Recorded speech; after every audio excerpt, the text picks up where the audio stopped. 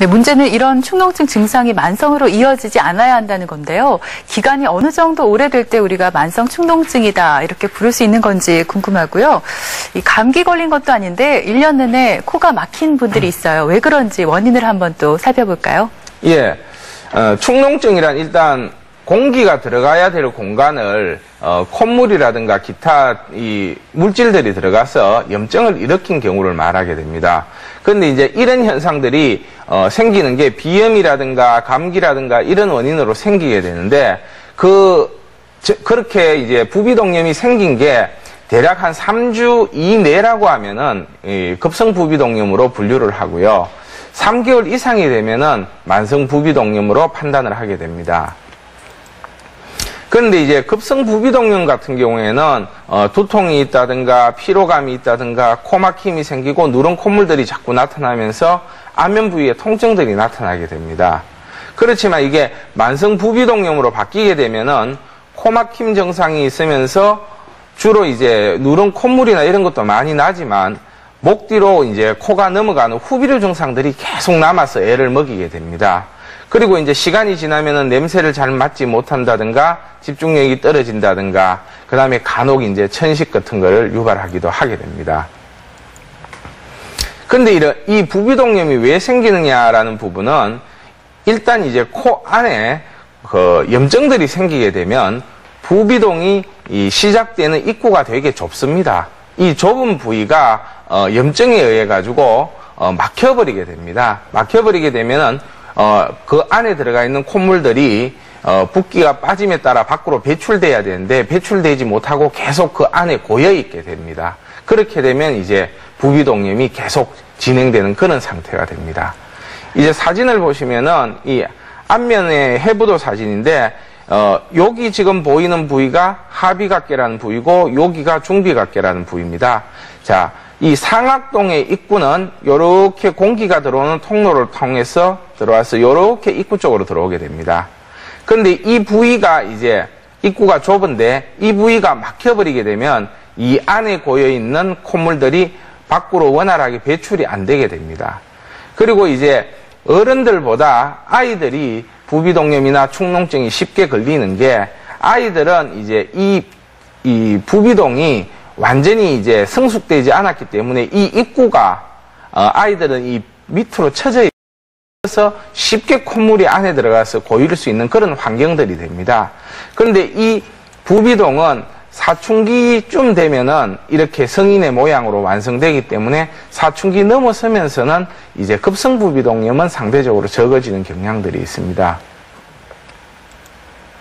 자, 옆에서 봤을 때 이렇게 전두동이라든가 이렇게 벌집처럼 뻐끔뻐끔한 부위가 사골동입니다. 그리고 저평동은 이 뒷부분에 있게 되는데 저평동의 경우도 이렇게 뇌하고 밀접하게 붙어 있게 됩니다. 그래서 이 전두동이라든가 사골동이라든가 저평동에 공기가 들어와서 이 뇌의 활동을 열을 꺼줌으로 인해가 뇌가 원활하게 활동하게 만들어줘야 되는데 여기가 이제 콧물들이 찬다든가 해서 냉각 기능을 하지 못하게 되면은 집중력이 떨어진다든가 머리가 아프다든가 이런 현상들도 나타나게 됩니다. 자, 내시경 사진을 보면 아까 이제 중비갑계 부위인데 이 부위가 사실은 지금 이렇게 선이 꺼여 있는 이 부분이 넓게 열려서 공기가 원활하게 통하고 있어야 됩니다. 그런데 지금 이 비강이 부어가지고 이면과 이면이 이렇게 붙어서 공기가 원활하게 통하지 못하게 만들어주게 됩니다. 그러면 공기가 통하지 못해서 지속적으로 산소 공급이 부족해지는 면도 있지만은 위에서 생긴 콧물들이 바깥으로 빠지지를 못하게 됩니다. 그래서 이제 부비동과 같은 부위로 들어가서 고이게 되는 경향이 있습니다. 자, 이 하비각계라는 부위도 마찬가지입니다. 이 부위가 공기가 들어가면서 왔다 갔다 이렇게 공기가 들어가는 통로가 되어줘야 되는데 이 부위도 지금 염증에 의해서 부어서 꽉 밀착이 되어버렸습니다. 이렇게 되면은 공기도 통하지 못하고 콧물도 배출이 안 되는 그런 상태가 되게 됩니다.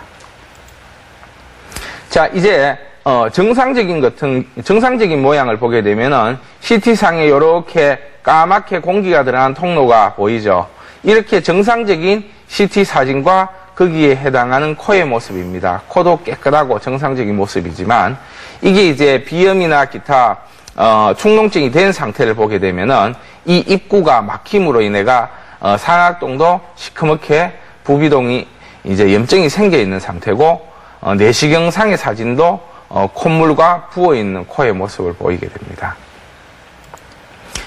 요건 이제 중비각기에 찍은 모습인데요. 요 해당하는 윗부분도 마찬가지입니다. 이렇게 까맣게 길이 열려가지고 공기가 통하고 깨끗한 상악동의 모습이고 내시경도 이렇게 틈이 보이죠. 이 틈으로 공기가 들어가고 콧물이 배출되는 그런 상태가 됩니다.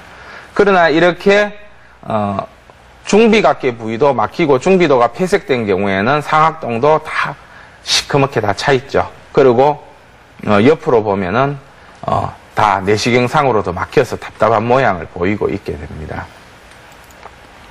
자, 이렇게 코가 막혀버리면은 코가 배출될 데가 없으니까 목 뒤로 끈적끈적하게 넘어가는데 이렇게 입을 벌려보게 되면 누런 코가 넘어가는 모습이 사진상으로도 잡히게 됩니다. 이런 경우라면은 축농증이 있다라고 볼 수 있겠습니다. 자, 급성 부비동염의 원인을 보게 되면은 일단 감기가 가장 흔한 원인입니다. 감기로 인해 가지고 코막힘이 생기고 코안이 붓게 되면은 콧물이 오갈 데가 없게 되고 부비동에 차게 되는데 이런 상태에서 공기가 잘 안 통하게 되면은 균들이 자라나게 됩니다. 그러면서 염증을 일으키게 되는 게 큰 원인들이고요.